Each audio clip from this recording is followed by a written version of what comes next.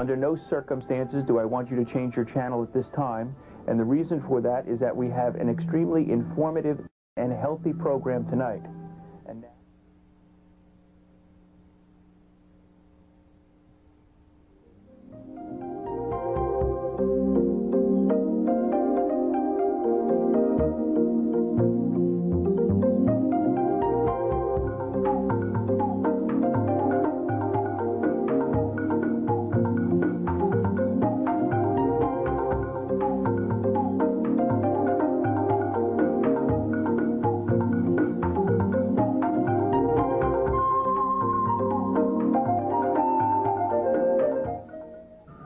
Hello, welcome to Asian Culture in America, television show sponsored by and produced by the Asian Cultural Arts Society. I'm Paul Sher, your host and president of the society. We have a very informative show tonight. We're going to have with us again Dr. James Golding, who will be doing basically a mix of Oriental medicine and some Western. You know, day by day the world is getting smaller and smaller.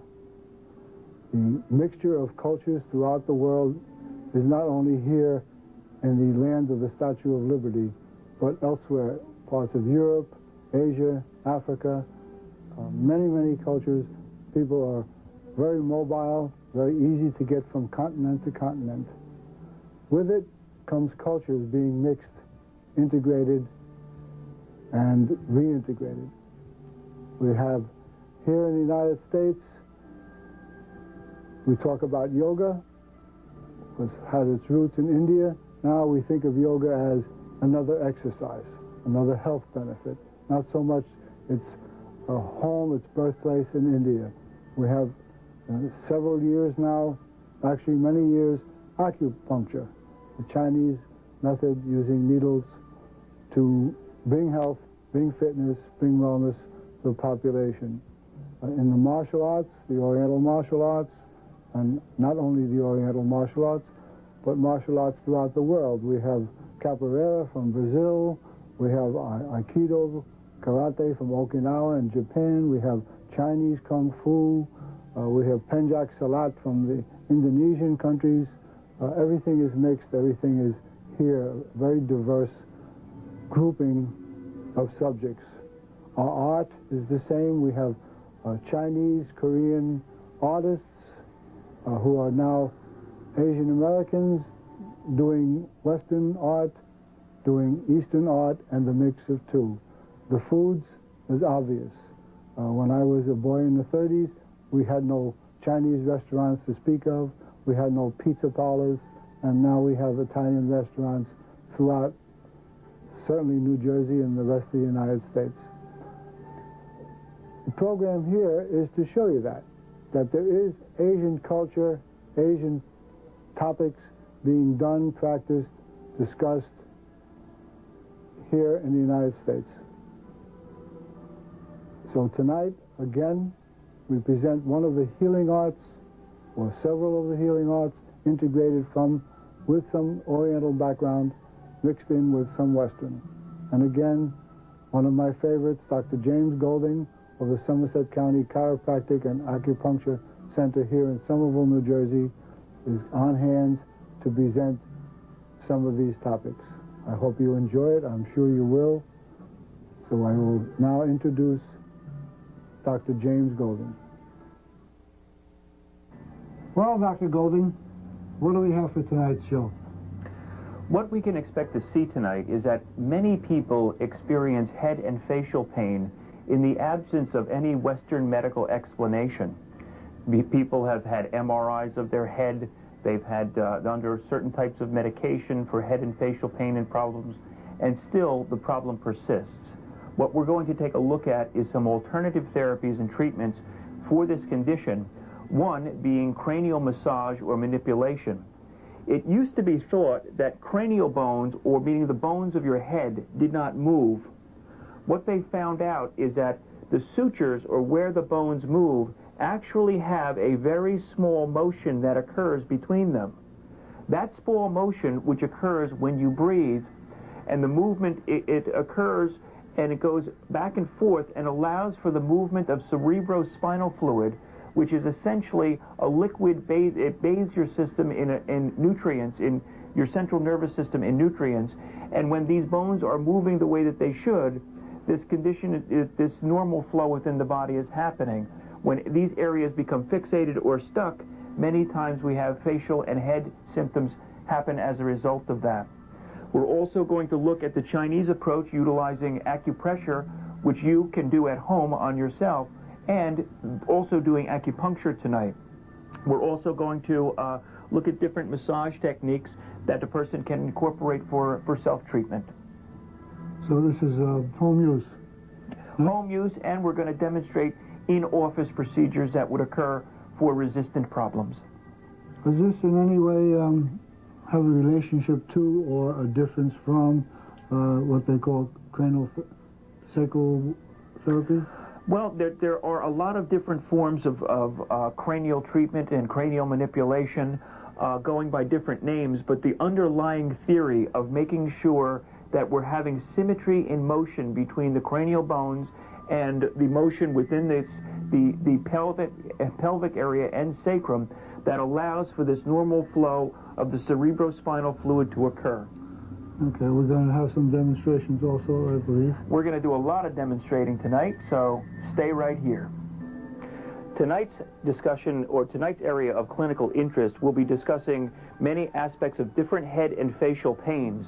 Number one will be suboccipital headaches and radiating pain from between the base of the head and scalp.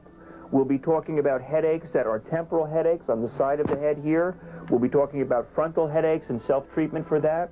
We'll be talking about chronic sinus conditions in both the maxillary and frontal sinuses. We'll be talking about pain and self-treatment for temporal mandibular joint pain. And we'll also be discussing chronic facial pain known as facial neuralgia. With us today, we have Tori, who we're going to demonstrate on, who is a chiropractic assistant, up-and-coming Rutgers student, and future medical doctor, who's destined for greatness. What we're going to do initially is that I'm going to show you some techniques that you can do at home to free up the sinuses. Number one pressure is going to be applied right to the maxillary sinus here. This is to remove and reduce pressure in the just lateral to the nose. Secondarily, for frontal sinus, you're going to apply pressure right into here, a moderate amount of pressure, and you're going to hold it for approximately a minute. This will help to remove pressure into this region.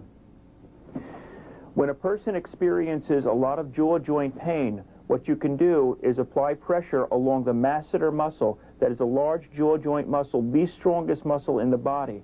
And what needs to do is you need to apply pressure into here to reduce the tension of that muscle. This can be done bilaterally, even though the pain from temporomandibular joint may be on one side. Also, open your mouth up for a second, please, Tori, is that pressure can be applied into what's called the pterygoid muscles in the back portion of the mouth. You're going to massage up into this region inside the mouth. Releasing those muscles will help to take a significant amount of tension off of this area. What we're going to demonstrate now is some procedures by which cranial bones can be moved and make sure that this whole process of cranial structure and movement moves appropriately. Tori, in a moment, what I'd like you to do, when I tell you to take a deep breath in, move your toes towards your head. When I tell you to exhale, move them towards the floor. Take a deep breath in, please. And out. And in. And out. And once more. And out. Good. Very, very good. The next step that we're going to do is that we're going to make sure that the parietal bones on each side of the head are moving in the direction that they should. We did the frontal bone and the occiput originally. Now we're going to do the parietal bones on the side. Take a deep breath in and out. And in and out and in and out. The next thing we're going to do is move the zygomatic arch. Take a deep breath in and out and in and out. Okay? The next step that we're going to do, and this is very good for people with chronic sinus problems, is that we're going to move the nasiums. Take a deep breath in and out. Now pressure is applied, and you're also going to rotate your hands like this. And in and out. Okay? Frontal headache is also treated very good into this region. The other thing that we need to do to make sure that people that have symptoms into their head is that we need to start to disassociate the neck from where it is attached to the head. And frequently people will have pain or pressure in what's known as the suboccipital regions of the neck. Massage applied into this region helps to remove tension and tightness that may be reflecting itself into the head. And what you'll feel, the large sheet muscle that's on the top is known as the trapezius. The trapezius hooks to the base of the occiput, and many times it has little, what feels like grizzle, where it attaches to the base of the head and neck. Those areas feel like little BBs underneath your finger. If you go and you massage those areas out, reducing that constriction into there, frequently chronic neck pain can resolve. When a person is experiencing a headache on the lateral side of the head, frequently associated with a migraine headache, you are going to massage in a direction just like this, working from the front to the back. The Chinese call this headache a Xiaoyang headache, a headache on the lateral portion of the head, and you're going to spend a few minutes massaging this and loosening up this region. It's also referred to as tension along the frontalis musculature and the occipitofrontalis musculature that you're loosening up. Another thing that you can do is that you can pull the hair and scalp, and you do this in a gentle manner, and it will loosen the underlying musculature. When a person has a frontal or tension headache in the front, you are going to apply pressure. You apply both of your thumbs like this, and you're going to apply pressure and hold pressure along the center of the scalp, starting from the hairline all the way back to the vertex of the scalp, meaning as far back as you can get when the patient's lying on their back. You'll spend a few minutes doing this. Going along that suture will help the tension and tightness reduce and relieve in a frontal headache. This chart demonstrates the relationship between certain reflex areas in the body to cranial points that are sensitive points in the scalp for treatment, which we'll be demonstrating in our show tonight. With us tonight is Anthony Ivers-Reed, who has allowed himself to be our acupuncture demonstrator tonight. Anthony is a massage therapist located here in Bridgewater and gives an excellent massage therapy session, and it also has very, very intuitive hands. If you're looking for the nature of this care, please stay tuned, and at the end of the show, his number will be up. Well, Dr. Golding, we have Anthony here, obviously going some acupuncture treatment. What are we doing? What are we looking at here? This particular treatment is a treatment, an acupuncture treatment for sinus conditions. It would either be for acute sinusitis or people that have chronic allergies. We use local needles into the sinuses here. We use points that are on the stomach channel. We're using this point here is known as yin tong. It's a general tranquilizing point in the body. We're doing auricular medicine, in which we're sticking needles into the ears that influence this particular region of the sinuses. We have large intestine 4. These particular points influence all of the symptoms that go up into the head region. And then we have distal points, meaning points that are down by the feet that we've needled that allow us for the energy to be pulled down and take the excess away from the sinus region. Doctor, can I just ask you a question that I've thought about a lot watching you do all these shows on acupuncture? These people that are wearing earrings, sometimes 3, 4, 5, 6, does any of it interfere with the acupuncture work that you do? I don't think there's actually been any clinical studies to prove or disprove the nature of whether that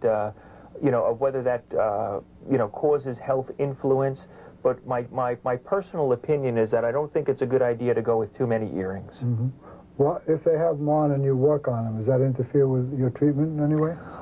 Not necessarily, unless it's directly involved with the area in question. Yeah, because I tell people the same thing. Why are you doing it? There's a possibility something could be unhealthy about this. I think that they're either not aware of it or it's just cosmetics rule. Yeah. All right, thanks. The treatment that we're doing and demonstrating now is for people that get chronic pain and weakness in the suboccipital portion of the head and neck. In this model, what we see is that this is the base of the occiput. This is your first neck vertebra known as your atlas, and this is the axis or second neck vertebra. A lot of times we get both nerve and vascular compression occurring to the occipital nerve that goes into the back of the head, and also the nerves that go to muscles known as the suboccipital muscles. These muscles attach from these vertebrae to the base of the head. Frequently, these areas will go into spasm, causing not only pain but headache. Many times, massage will only give it temporary relief. Sometimes adjustments will cure it, but then it has a tendency of returning on people. So what we do is we utilize acupuncture directly into the musculature and known acupuncture points that help with that treatment condition. What we do is then we stimulate the acupuncture needles, and what this does is it causes a trigger point release, causes those muscles to release on a more permanent basis, resets what they call the spindle cells in the muscles. So many people come to see us that have this particular problem of the chronic recurrent pain into there, and once we finally do the trigger point release, everything is reset into this region. Using this as the base treatment for what I'm going to do next, I'm going to also overlay treatment for other conditions. People come in to see us for an inability to concentrate and a lack of clarity of thought. In Chinese medicine, what we do is we needle 4 points, and these four points are known as Sheshin Kang. So we do this particular treatment, and then we needle these 4 acupuncture points, known as Sheshin Kang, that help to increase mental clarity.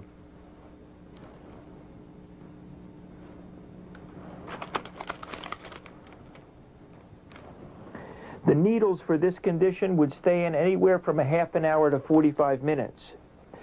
Now, something that Chinese medicine has been known for centuries is in the treatment of insomnia, and does very, very well. And the treatment of insomnia is treated by needling a point called amnion. This is in the posterior to the ear and by what they call the mastoid process of your head. And this point, when stimulated, allows for the natural relaxation associated with sleep to occur. Also, we would needle some adjunctive points bound by the feet along the kidney channel, which nourishes what they call the root of the body, or your ability to sleep. The next points that I'm going to add here, I'm going to add points for breathing, and these points are known as Ding Xuan, and this is used in the treatment of asthma.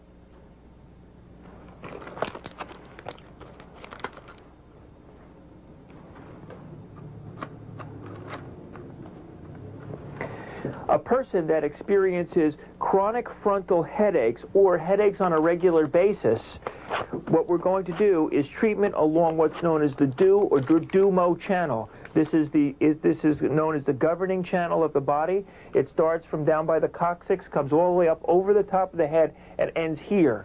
So we needle every single acupuncture point along that meridian to influence the headache. In this particular treatment, I will frequently needle the acupuncture on this side, and then after a while, I'll turn the patient over and finish the treatment up on the opposite side. So at this particular point, we are treating headache, suboccipital headache, memory and lack of concentration. We're treating for mid-spinal pain, and in a moment, what we're going to do is I'm going to do a trigger point release on the trapezius muscle, because the trapezius is a large sheet muscle, comes from here, comes across here into the base of the head and neck. Frequently, right into there, people get that chronic pain, and it builds up with a significant amount of tension and pressure.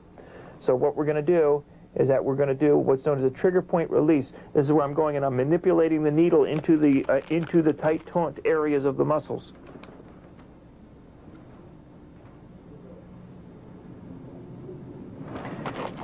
Bingo.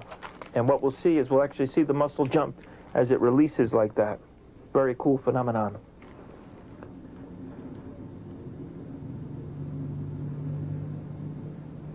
Good.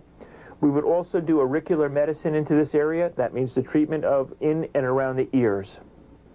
What we're demonstrating now is a treatment in Chinese medicine known as a Shaoyang headache. In the West, it's commonly referred to as a migraine headache. Frequent sufferers of migraines respond very well to the nature of this treatment, and this can provide sometimes not only relief, but for correction of the underlying problem. We're needling along what they call the gallbladder meridian. That is a meridian that goes along the side of the head. And the acupuncture needles that I'm putting in are actually going from one point in the meridian to the other point in the meridian. This is a very, very common treatment utilized in China. Now, I would like to show you how we would go about treating TMJ joint problems. And that would be occurring by needling in and around the temporomandibular joint, just frontal to the ear region.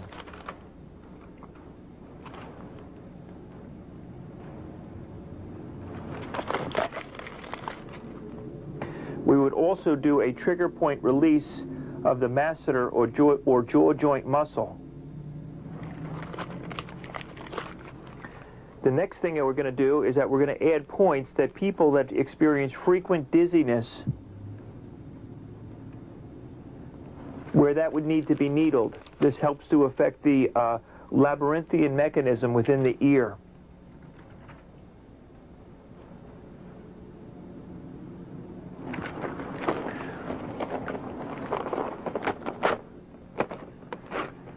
Now we're going to add points that are used for frequent eye strain.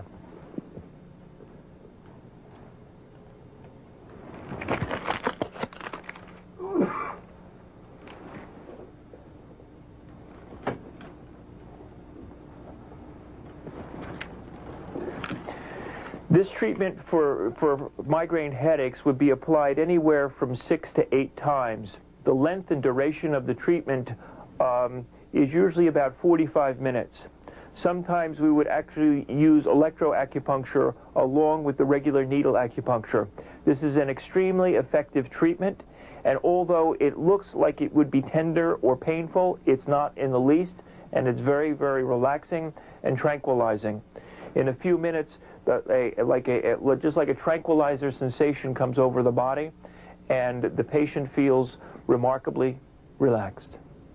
Well, Anthony, I just want to ask you the usual questions when we watch someone being treated, especially since you're a massage therapist. I'm sure you've been touched many, many times during school days and after. Mm-hmm. What sensations did you feel? Did you feel any sensations at all while you were being worked on? And then question number 2, or part 2, is how did you feel when this was all over? During the treatment, there was no discomfort, if that's what you mean. There was no discomfort. Well, how about on the other side? Slight tingling, maybe. But no, that was mainly it. Any like sleepiness or relaxed? Very relaxed. Yes, yeah. It's a very relaxing treatment. Yeah. You look relaxed. I just Definitely. wasn't sure if you were acting. No, I was very relaxed. Okay, and after this is over, how do you feel? I feel wonderful. Yeah? Yeah. Really Did you have any problems before? The usual problems that most people would have, but no. No, I mean before you came and sat down here. Oh, no. Oh, okay, you came in fresh and alive. Right. Okay. Came in asymptomatic. Yeah. Was he a good patient? Yeah, he's a great patient. This is his first experience with acupuncture, too. So I'll be trying it again. Well, I want to wish you luck in your massage practice. Thank you. Was in here in Bridgewater, right? Yes. Yeah. Yeah. How about, I don't think this is highly commercial. Could you just give your phone number? Would you like to do that? Sure. It's, you want me to? Yeah, nice and loud. It's 908-218-0147. Do it again. 908-218-0147. So you have your practice at that number? You can Right. take a call? maybe they're interested in getting something from you. That would be great. Huh? Okay. Yeah. Look forward to hearing it. Great. And you came all the way from England to practice massage here. Right. The least we can do is try to publicize you slightly, right? Right. Let me shake your hand. Thank you very much. It was a pleasure being here. Doctor, it's always a pleasure. Master Sher, and you, the viewing public, thank you very much for watching, and we'll see you next go-round. Well, once again, another show, been taped, ready to be viewed and aired, and I hope you enjoy it. I'm sure you'll learn something from this, as I hope most of the shows that I produce here for Asian Culture in America affords that kind of benefit to our viewing public.